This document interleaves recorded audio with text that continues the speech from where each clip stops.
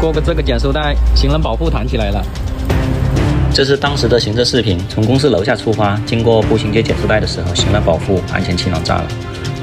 对于这种误触发，已经第4次了。从买新车到现在已经快2年了，22万公里，平均5万公里炸一次。保险公司已经撂挑子不干了，他们说这属于车子质量问题，应该找厂家维修。特斯拉售后表示，现在车辆已经过了质保，他们也不修，有本事就去告他们。我只要稍微情绪激动，他们就让叔叔来把我带走。